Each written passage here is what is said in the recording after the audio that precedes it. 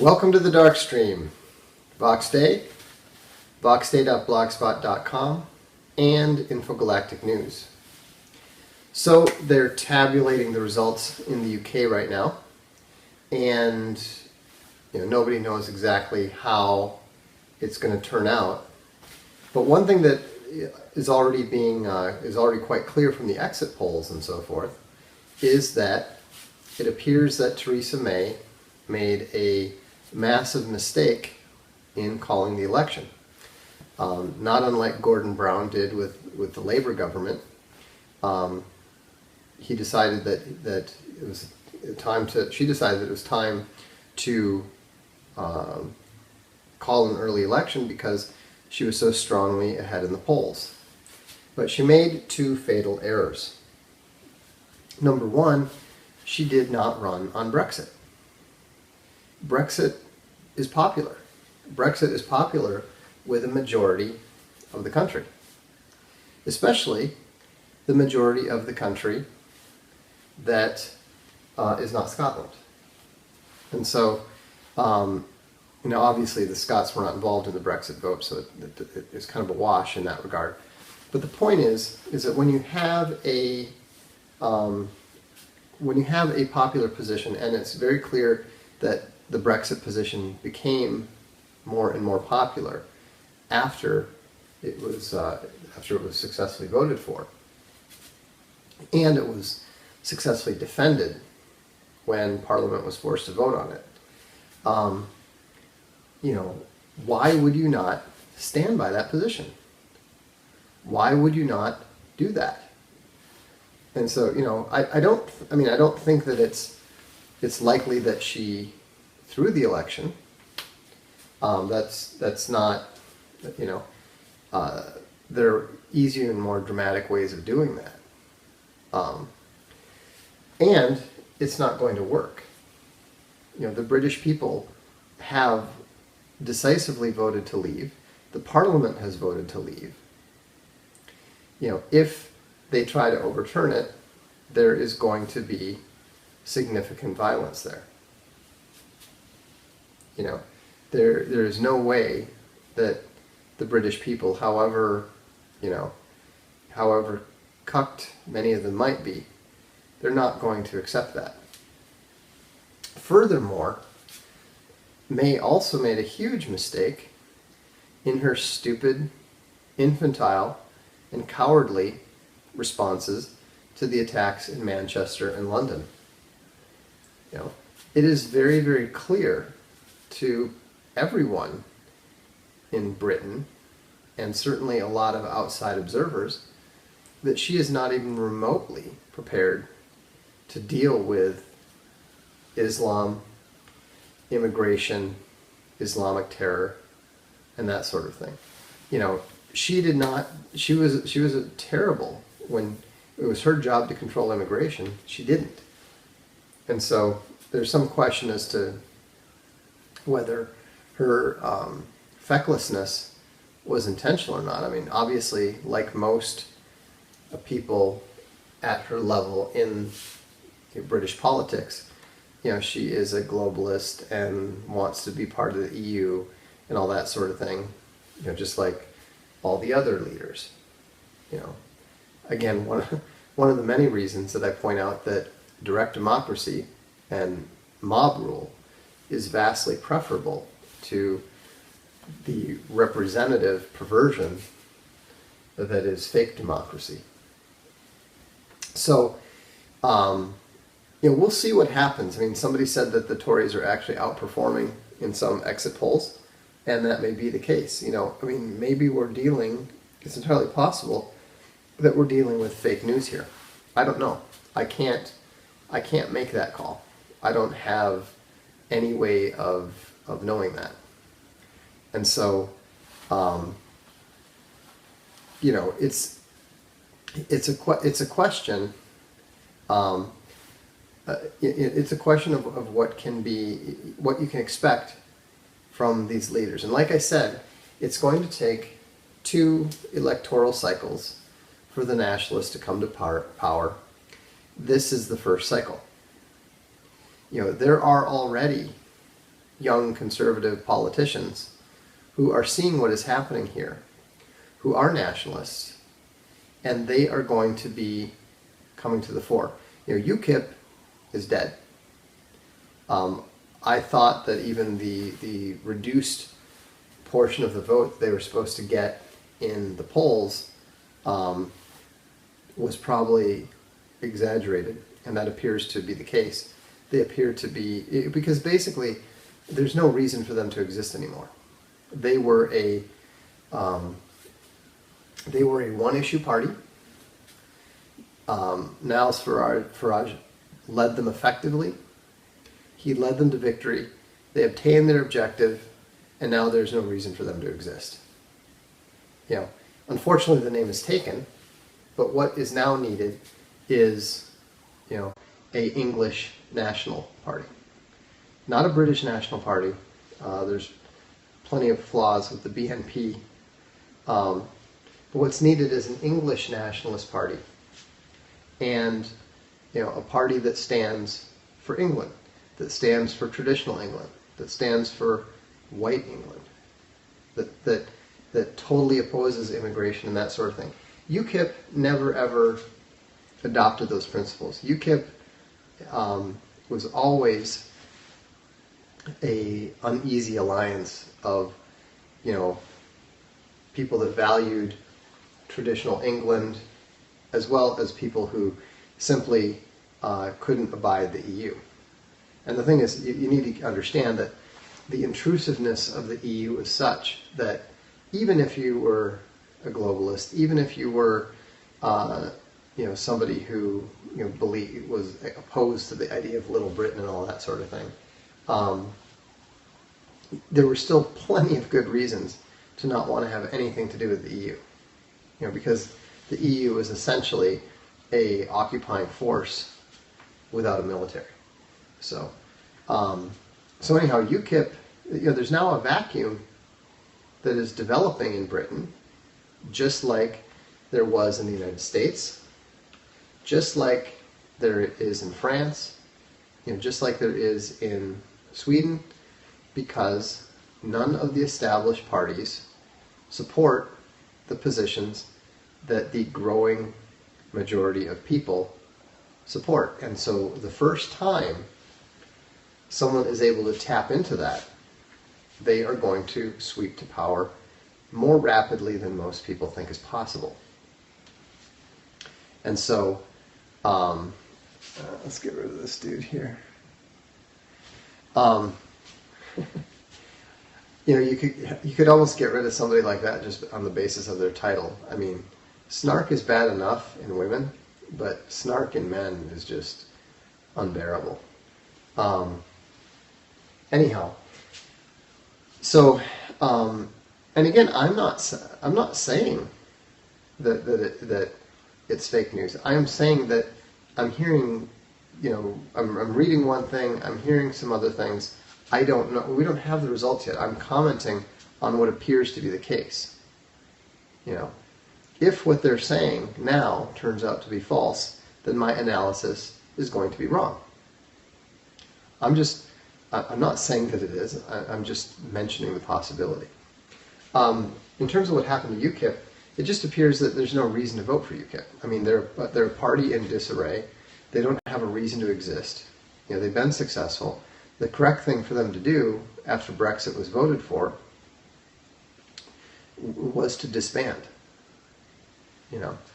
But again, one of the laws of bureaucracy is anytime an organization exists, it seeks to find ways to, it seeks to find ways to preserve its existence, and instead of saying, hey, we won, we accomplished our objective, let's all go home, they try to find a new objective for it. NATO is a good example. NATO was created to defend Europe from the Soviet Union and the Warsaw Pact. The Soviet Union's gone, the Warsaw Pact no longer exists. Why does NATO still exist? There is no reason for NATO to exist. It should have been closed down. Unfortunately, Trump has not. I mean, he's made some positive steps, basically telling Europe, if you want it, you got to pay for it. But, realistically, there's no reason, NATO should exist. They should just shut it down. But that's neither here nor there. Getting back to Britain, obviously May has to go. I don't know whether she'll resign or what. I don't know who the potential replacements would be. But it's going to have to be, Britain needs to be led by someone who can be trusted to further British interests. And by British, I mean the actual British Anglo-Saxon people, not the quote-unquote new British people who are actually considerably less British than I am. So, anyhow, the idea that paperwork is people is just not true. Being somebody who has lived in other cultures, I've lived in Japan, I've lived in Italy. I know that no matter how well I can integrate, I am still not the same as them. They are not the same as me. And that's the way that it is, and pretending otherwise doesn't change anything. So,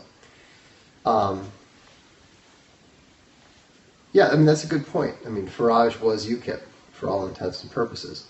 There's nobody in UKIP that is capable of replacing him. But again, it doesn't matter. They were successful. They accomplished their objective, and now the correct thing is to form a new party that is dedicated to preserving Western civilization and the British people, British sovereignty, and so forth. And that's the same thing that is needed in France. It's the same thing that's needed in the United States. It's the same thing that's needed in Italy. And those parties are going to form. Leaders are going to be found, and Europe will be made great again. These things all happen in cycles. History moves in rhythms and patterns, and so it's always a mistake to look at the current trend and just assume that it's going to continue ad infinitum into the future. It's not. There's a book, you can see it on my shelf actually, right there. It's called Survive. It's by a Swiss-Italian writer named Piero San Giorgio. And he's a friend of mine.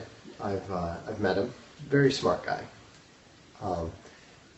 Possibly even brilliant. Anyhow, he points out that one of the reasons that the multiculturalists and the globalists are so desperate and they're pushing so hard is because the entire system has a time limit. People talk about, oil, whether we're going to run out of oil and this sort of thing. And something that San Giorgio points out is that that's the wrong question. The correct question is, at what point does the extraction of oil, the production of oil, become too expensive? At what point are you actually spending more oil, too much oil to generate 1 barrel of oil? And when that point happens, the entire possibility of globalism and global civilization and all that sort of thing collapses. It completely falls apart.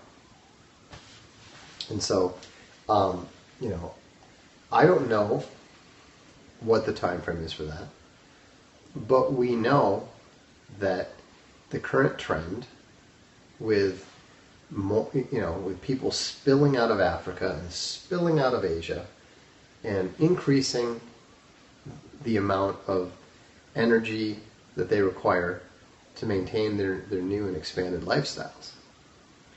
This is not sustainable. People were worrying about overpopulation and trying to talk the Western countries into reducing their populations back when there were 5 billion people in the world. I remember those discussions. Now there's more than 7 billion, and suddenly all the people that used to say that there wasn't enough room on the planet, they're saying, welcome refugees. Despite the, I mean, the entire position is totally incoherent. And this is why I often, you occasionally hear me say the alt-right is inevitable. It is inevitable simply because all the other political philosophies, all the other ideologies are all based on delusion and a scenario that is not harmonious with reality. You must accept reality. That's why I was so dismissive of the guy who was saying, oh, anything you don't like, you just say it's fake or whatever. It's absolutely not true. That is almost the exact opposite of my actual philosophy, which is it doesn't matter what I want. It doesn't matter what you want. It doesn't matter what we think. It doesn't matter what we believe. What happens is what happens, and that's the reality we have to deal with. So, anyhow, I think that the Conservative Party in the UK is beginning to learn that. You can think that you're in charge. You can think that you're in a strong position. But just like that, the facts can change. May didn't have to sabotage her own campaign like that. She didn't have to respond to the attacks in Manchester, and worse yet, the attacks in London, like a limp dish rack. Any of us could have pretty much written what she was going to say, because it's the same stupid thing that these stupid globalists say every time Muslims go nuts and kill a bunch of people. It's not Islam. We're strong. Hate will not divide us. Love conquers terror. Can you imagine? Somebody pointed out, can you imagine if you were talking to somebody who, instead of having their relatives murdered by immigrants and second-generation immigrants and refugees, they were dying of cancer? The doctor comes out, I want you to know that this family is unified and strong. And the only way to beat this cancer is to just keep doing what you're doing. You're sitting there going, he smokes like a chimney. Are you saying he should keep smoking? We must do what we're doing. We must continue what we're doing. Love will conquer cancer. No, it won't. And it won't conquer terrorism, and it won't conquer Islam. It will not. And so, that's why I don't think, even though, the Labour Party, especially the Labour Party under Jeremy Corbyn, is, batshit crazy, I don't think it's any loss whatsoever for the Conservatives to do poorly. I personally think it's a very good thing, because anything that will get those, remoaners, the multiculturalists and the pro-immigrationists and the welcome refugeeists and that crowd out of power within the party is a good thing. So, anyhow, that's my take on it. I guess we'll see tomorrow morning whether it's even relevant to what happened. I'm sorry, for whatever reason, Twitter seems to be acting up quite a bit, so I'm not able to see your comments. I'm not even able to see if people are showing up or not. But I have been told on Twitter before that you guys are able to hear me fine, so that's good. Anyhow, thanks very much, and we'll look forward to seeing you tomorrow.